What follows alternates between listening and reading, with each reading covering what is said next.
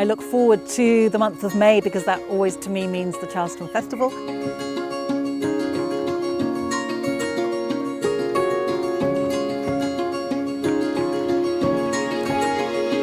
A place of great cultural interest and very beautiful.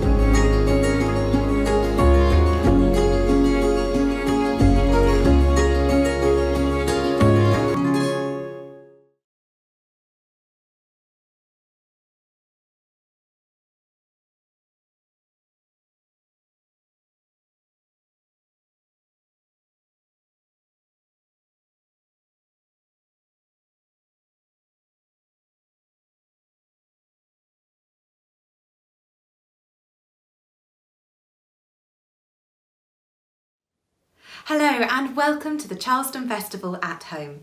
I'm Susanna Stevenson, Artistic Director for the Charleston Festival, and it is my pleasure to welcome you to this event with award-winning author Tayari Jones, here from the Garden Room at Charleston. Tayari's work deals brilliantly with families and their secrets, and we mustn't forget that the Bloomsbury Group had their own secrets too. In fact, it was here in the Garden Room that Vanessa Bell told her teenage daughter Angelica who her real father was. I hope you've been enjoying this series of events, all going out online for free. And if you have, please consider donating to the Charleston Emergency Appeal. And now, I hope you enjoy Ordinary Lives and Devastating Truths with Tayari Jones, chaired by journalist and writer Alex Clark. Well, I'm delighted to be here at the Charleston Festival at home. Sadly, we're not there. We're in our respective houses. Such an enormous welcome and thanks to Tayari Jones. It's so lovely to have you with us. Well, I'm so glad we're able to do this. I know. It's very odd and unusual for all of us, but we're kind of getting used to it, right? I don't want to get used to it, but I am becoming acclimated to it. I think that's what I'll say. Obviously, we will be talking about An American Marriage, the book that won last year's Women's Prize for fiction. But we're going to be focusing on Silver Sparrow. However, you and I met the day after you won the Women's Prize for fiction. I was interviewing you. You arrived absolutely beaming. Of course you were. You had huge bunches of flowers and you just looked like you'd won everything. And we sat to have coffee. It was the morning. I don't think you took any sleep. We went to order some coffee. I said, because it was just so obviously a celebratory moment, to the waiter, this lady's just won a really big prize. And he said, well, you must have champagne. And so we started off, it was like 11 in the morning and we were drinking champagne. That was amazing, wasn't it? It was just such an exciting moment and in every way. And the champagne, it just was perfect. I remember saying to me that morning, I never won a raffle up till now. I never even won a raffle. You used to, as a child, buy raffles to win, I think, ice cream, and no matter how many tickets you bought, you never won. Well, this is true, although, I've had to put aside that understanding of myself, but I think it helped me for so many years, that raffle that I did not win when I was about 8 years old. I always thought of myself as the one who didn't win the raffle and that I was going to have to work harder, buy more tickets. And I think that my early experiences kind of shaped my work ethic. I don't take anything for granted, ever. You knew that you just had to keep going with writing, even at moments where you felt that you weren't going to get anywhere. And I know Silver Sparrow was really one of those moments, wasn't it? It was your third novel, but you couldn't find a publisher with it. It's coming out now after the success of An American Marriage, but it's a book that's really, really close to your heart. Just explain to us a little bit about it. Silver Sparrow is the story of two girls who have the same father, but they have different mothers. But not only that, they live completely different lives because one daughter is the father's secret child, so he doesn't acknowledge her in public. And the other daughter, she lives just quite an ordinary life. Now, I love to start off by saying that my father is not a bigamist. But again, like we all have to say, my father is not a bigamist that I know of, because this is a story about what you don't know. But I'm pretty sure my dad isn't a bigamist. But I do have two sisters who are my father's daughters who were born before my parents ever even met. So there's no real scandal there. However, we weren't raised together. And so all of my life, I felt like I at once had a sister and didn't have a sister.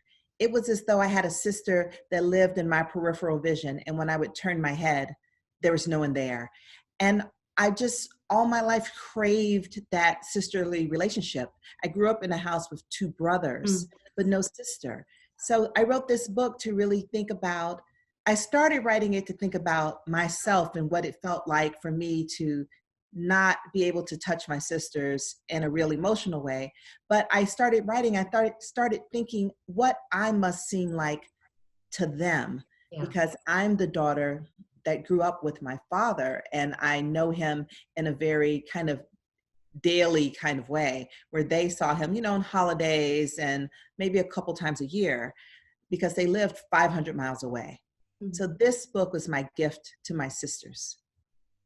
I wonder if you'll just begin proceedings by reading us a little bit from it.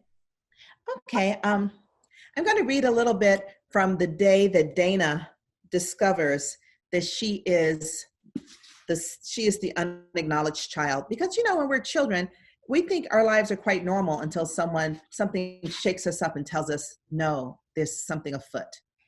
So this is the day when she's drawn a picture for her class of her whole, what she calls her family, which is herself, her mother, her father, and also her father's other family. And he's seen the picture and now he wants to talk to her. Dana, come here. James was wearing a Navy chauffeur's uniform.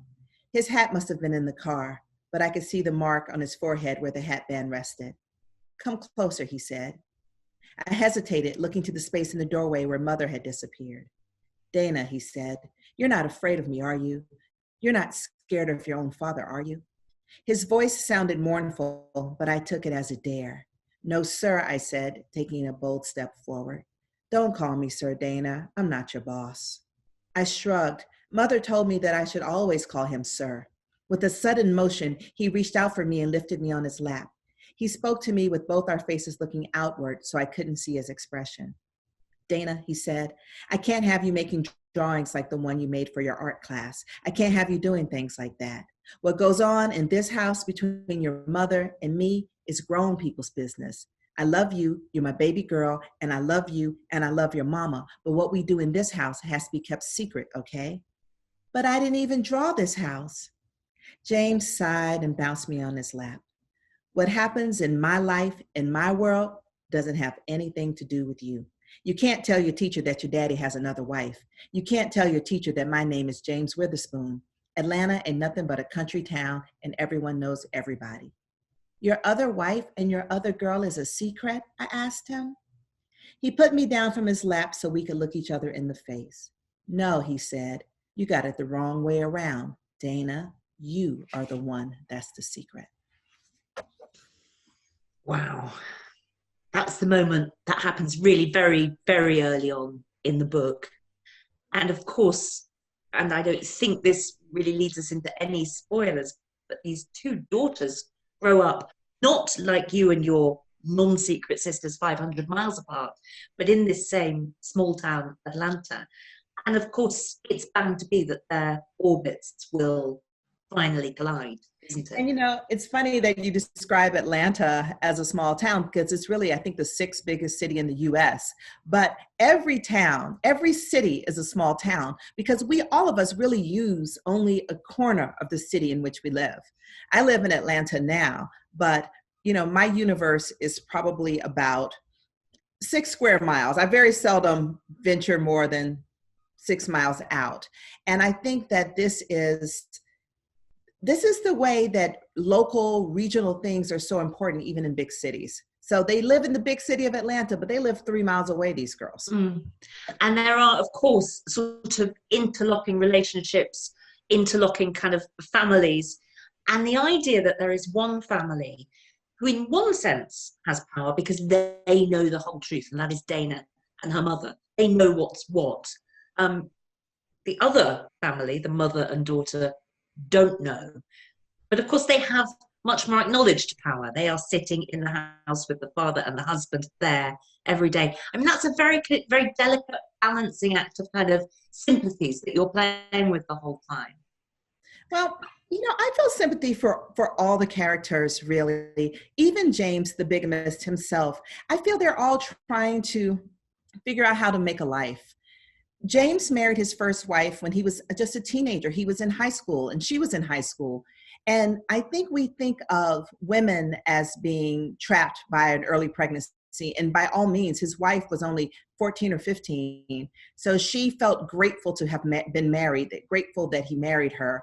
But he also was in a child marriage. It's just that he is a man. Mm-hmm. And then poor Gwen, Dana's mother, well, she also married because she was pregnant. I think that one thing that isn't looked at in this story is how women not having access and not being able to control their fertility shape the course of all their lives. Yeah, absolutely. I mean, the two mothers, there is Gwen, who has in many ways kind of made the absolute best of what she has. She's really coping with this very difficult situation. Across town, the other mother is also in some ways kind of marked by her own struggles with fertility, isn't she? She's that has kind of changed the course of her life. Yes, but she's basically, none of us, someone once said to me, none of us have everything we want. And if we get everything we want, we will not have it all at the same time. So she is coping with the fact that she had this child young, and then that child died. And then she finally, 10 years later, had another child. And so she views Charisse as her miracle child, as, the joy of her life. And I think that Laverne is quite happy with her life. She has a beauty salon, so she's her own boss. Her husband is an entrepreneur. He has a limousine company. They're not rich, but they're solidly middle class. I think she feels she's come a long way from where she started. I think she was content, actually. I don't think she would say to herself, I'm a person who has coped with my life. I think Laverne would feel herself to be a winner. She's a humble woman, but I think in her heart, she would feel like, wow, I can't believe this. I have my own house. I have my husband, my child, my beauty shop. So she's happy until she's not. Yeah, that plays into a feeling that I suppose is absolutely universal, that we all think at moments when we're looking around our life, thinking, what if this is all not as it seems? It's a kind of staple of fiction in a way, isn't it? What if actually this isn't true? There's something I don't know about my life. Well, fiction is, every story is about discovery. I guess you can look at that, go all the way back to the Bibles, Adam and Eve. It's about what happens when one bites the apple of knowledge. So Charisse, the daughter, and her mother, Laverne, have to ask themselves now, looking back on memories of my happy life, was I not happy when I was happy because I discovered the secret? Or was I just happy? Like, do we revise our memories based on new information? Yeah. You mentioned the Bible. I know how much classical mythology is an inspiration to you. An American Marriage was very kind of inspired and connected to the Odyssey, this idea of a man who goes away because he's in prison and everything kind of changes while he's gone. And does a woman wait, or does she try to live her own life? In Silver Sparrow, there's also that kind of mythological edge, isn't there? That issue of kind of parentage and knowledge and secrecy. Well, if you think about it, all of classical literature is all about paternity and secret children. All the demigods, be it Hercules, Prometheus, all of them, even Helen, are all Zeus's secret children. And so much of world events are caused by the rage and jealousy of Hera because of her husband having all these other children. So much of literature in the world, and it's about parentage, paternity. In the African American tradition, if you think about it, so many of the authors of the slave narrative, the story is, I am the son of this plantation, yet not heir of this plantation.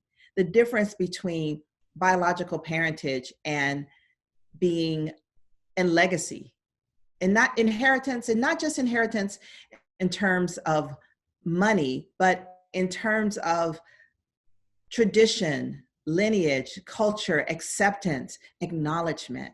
Those of us who live a life acknowledged have no idea the pain of people who live as secrets, invisible, as though they didn't happen. Yeah, I mean, that is such a kind of big part of this story, and it's really interesting, that connection, as you say, to the slave narrative, to the idea of people simply being disenfranchised. I mean, never enfranchised, as it were. People being cut out of any idea of a birthright. How much do you think those ideas were something that you were kind of trying to braid into this narrative?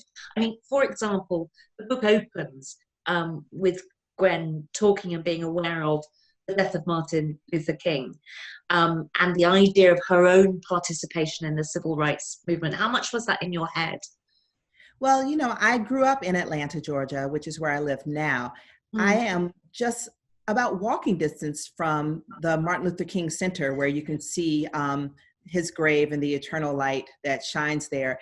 The idea of the civil rights movement is just very much a part of the culture of this city. We were one of the birthplaces of the movement. And for that entire generation, they understand their lives through the lens of struggle, and they understand their children through the lens of opportunity. The children are meant to reap the benefit of that struggle, which is true for Gwen, it's true for Laverne. Here, that is just a given. Like, it doesn't even really say anything terribly specific about your personality because it's such a part of the culture. But what these women didn't have access to was any meaningful sort of women's movement. I don't think that Gwen or Laverne understand themselves to be suffering from sexism and the ways that women's lives are narrowed and boxed into these roles of wife and mother. They each want to be a wife. They each see motherhood as their true calling. I don't think either of them really considered their lives through a bigger lens, but all the men do. All the men in the story have big dreams.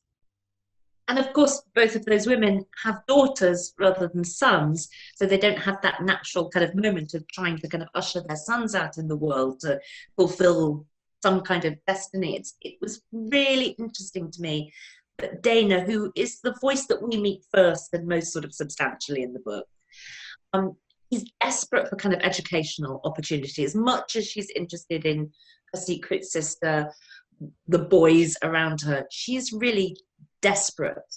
And yet she's still getting those messages, isn't she? You know, you need to be a good wife. You don't need to give yourself a bad name, that kind of thing. Well, there's something a little bit in between. Like, her mother wants her to go to medical school because her mother met a woman who was a doctor married to a doctor. And her mother says, that is the trifecta, even though it's only two things. So I think that does represent a certain amount of progress in thinking, that she still wants her daughter to marry a doctor, as one does, but she wants her daughter to be a doctor too. I was very interested in the way that you put class at such an important position in an American marriage. It's the story of a husband and wife who are sundered and their marriage runs into great difficulties. But it's also a question of kind of class collision. And I think that happens here too in Silver Sparrow. What is it about that is particularly interesting to you? Well, I read an article once that said most Americans don't have anyone in their inner circle that's from another class. And I was really struck by that because I think the opposite is true in Black American communities, because like you were saying in civil rights, so think about someone like my father. My father was born in the late 1930s, and in the 1960s and 70s, the world, so many opportunities opened up. So he had educational opportunities that his parents could not have dreamed of. My father has a PhD. And he grew up 10 kids in 3 rooms. So if you think about the incredible class leap he made in a single generation, but that means that then even though he enjoys a different kind of life now as a professor, you know, the people he grew up with, people in his extended family, are from a different class. So that there's just so much mingling because of that huge leap of the civil rights movement.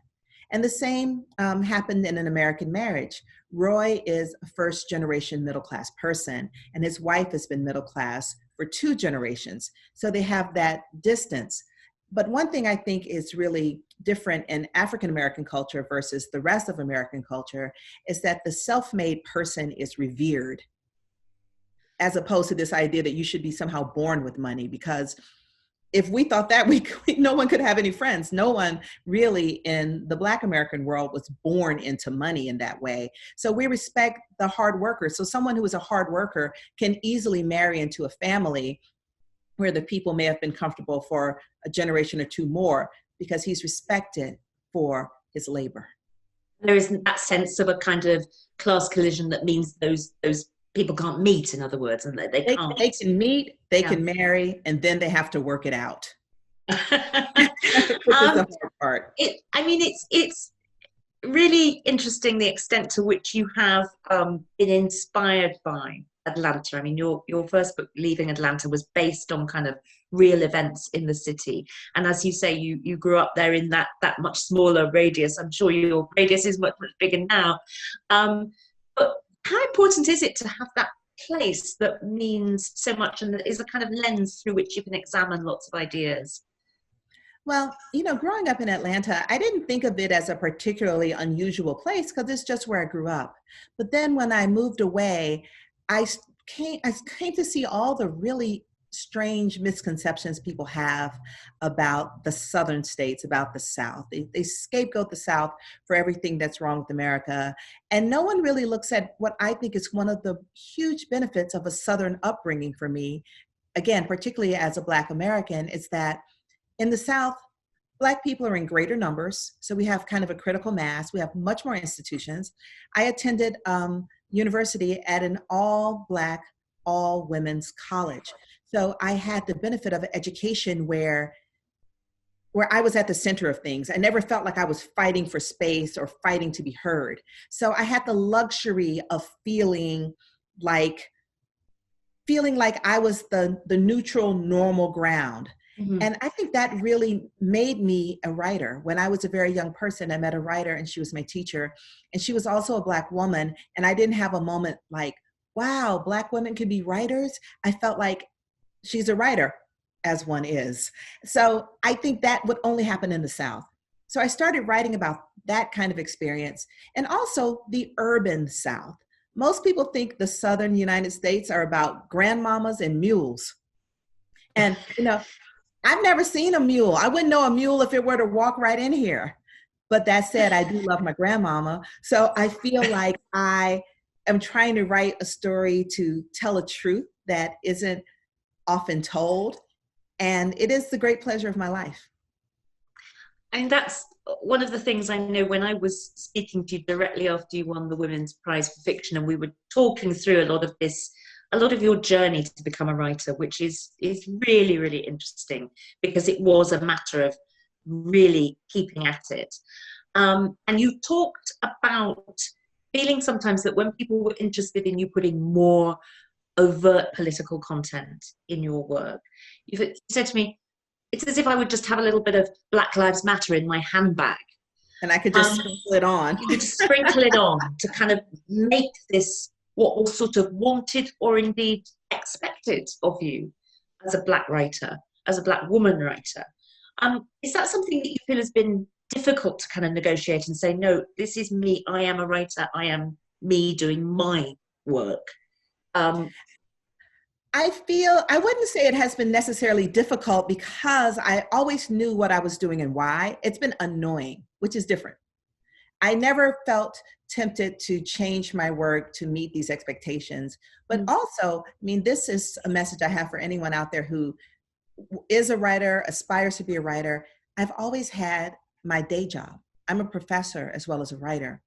Therefore, the pressure to change my work did not mean that I would not be able to keep the lights on, did not mean that I wouldn't be able to pay the mortgage. So I just had to stand up for myself because it's what I wanted, what I believed, but I didn't have that material pressure because I had a day job. So many people say, oh, this your day job, it eats up your time, it keeps you from writing.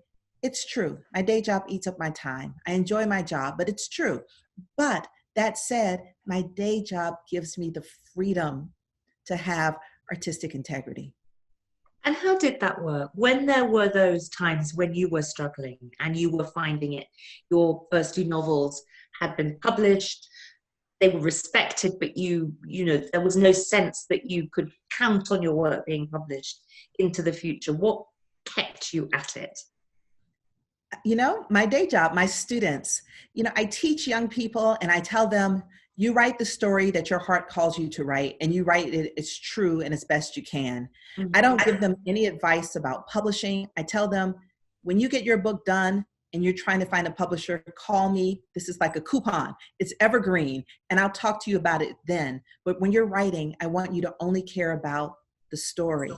So how could I face these kids, these young people, and tell them, you write despite of pressure, and then I would fold from pressure. So in order to be the example that I wanted for them, so that they would write the stories that they need to write, I was determined to finish Silver Sparrow, even though I had been basically assured that it would not be published because I was not a marketable person. What made you not marketable, do you think? Numbers, the computers programs that come out and they could really track how much money you've made for a publisher. And they just decided that they didn't want to keep me on for a third book.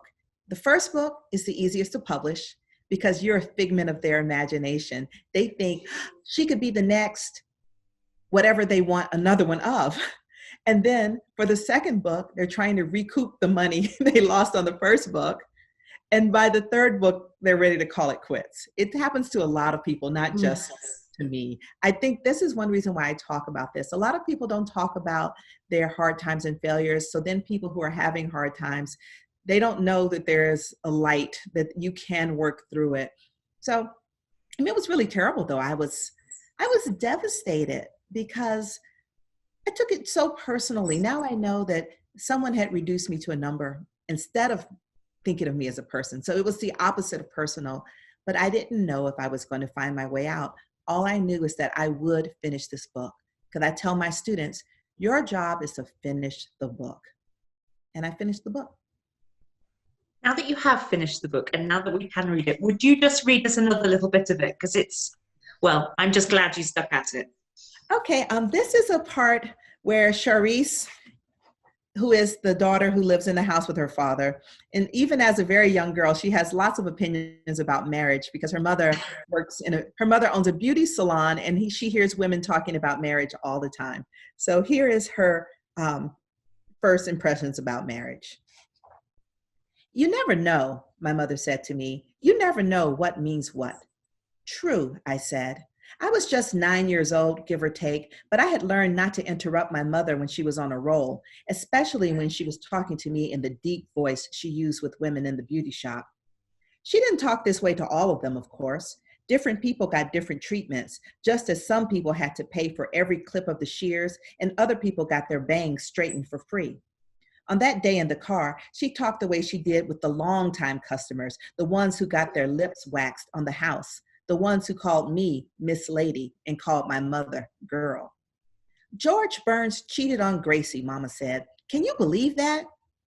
I didn't believe it or not believe it, as I wasn't absolutely sure who George Burns was. The man who played God in that movie? Yes, she said, him. He hasn't always been old, you know. He was young and handsome, and he was married to Gracie. Oh, I said, I remember. This was the key. If I talked too much, asking her to clarify, she would remember that I was a kid, and then she wouldn't talk to me like this. This was a long time ago, way back when Jimmy Carter made a fool of himself by telling Playboy magazine that he had committed adultery in his heart just by looking at pretty women and thinking the wrong kinds of thoughts. Mama thought it was touching how devoted the president was to his wife, but my father got all discombobulated watching Johnny Carson crack jokes about it on TV. Daddy said, he came home every night to Rosalind, right? I tell you, white folks look for things to worry about. I don't know, my mama said. I like that last part of what he said about people not judging each other. When she said this, Daddy scooted closer to her on the couch, touching her cheek with his glass of gin and tonic. You got something you don't want to be judged about, girl? Mama laughed and pushed the glass away. James, you're so crazy. I'm just getting started, he said. I do love the beauty salon.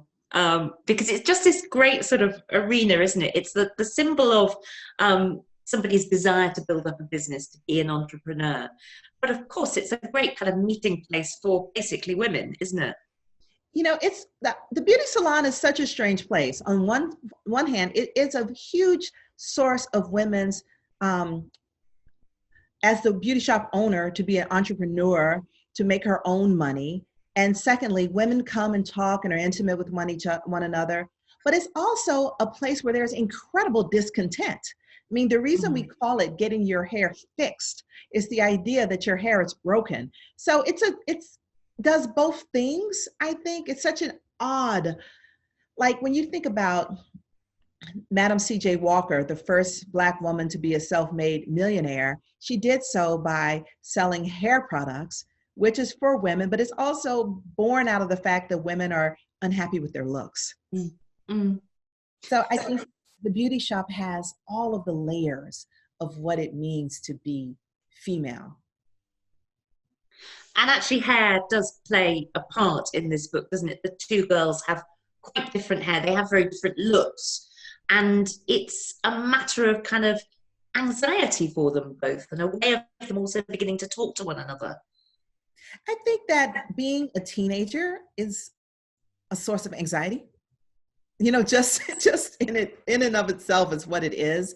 But yes, their hair, since Charisse works in a beauty parlor, hair is their business. She says there are two kinds of girls in the world. They're the girls who are naturally beautiful, and then the girls who are put together, who have what she calls pretty in a jar, you know, with the makeup.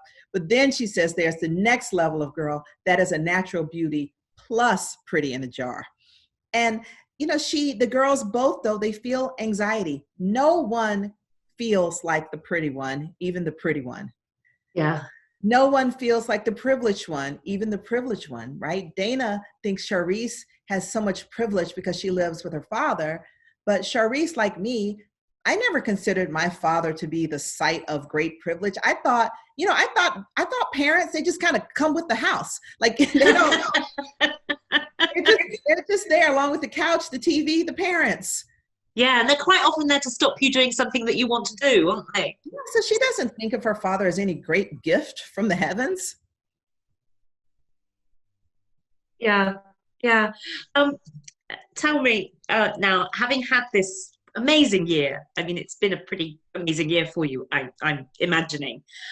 What is kind of next? What are you doing at the moment, apart from as us all kind of locked down and, you know, trying to get through that?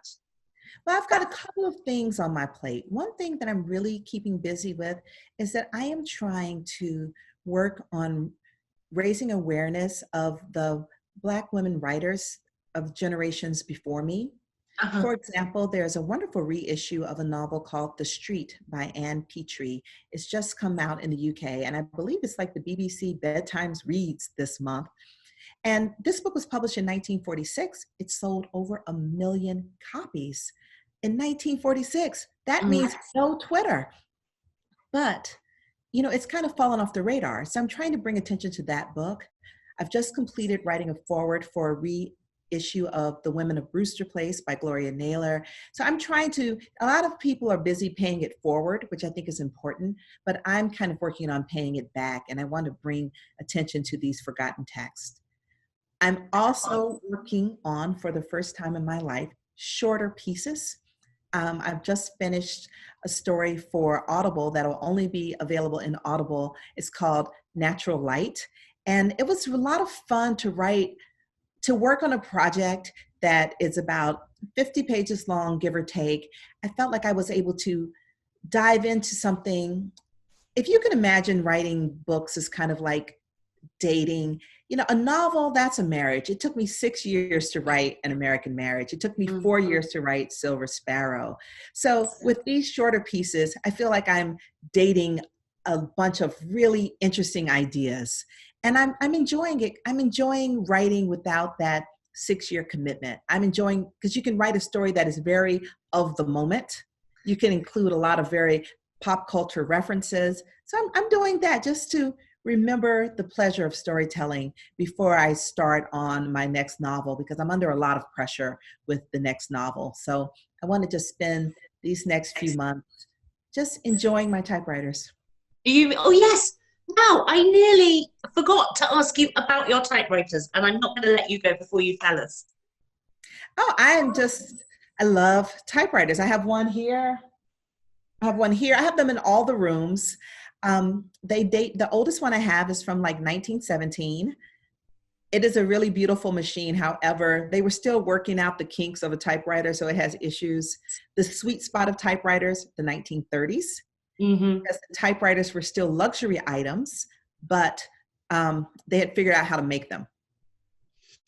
They started going downhill in the 1950s when they started mass producing them for kids to go to college. They made them in all different colors, so they're really good to look at, but they're not as soft, easy to work as the ones from the 30s. But I love them. I write about 15 to 20 letters a week, and I write them on my typewriter. You type letters? I do. Wow. I love making all that noise. It feels good. You just raise a ruckus. You feel like you're getting something done.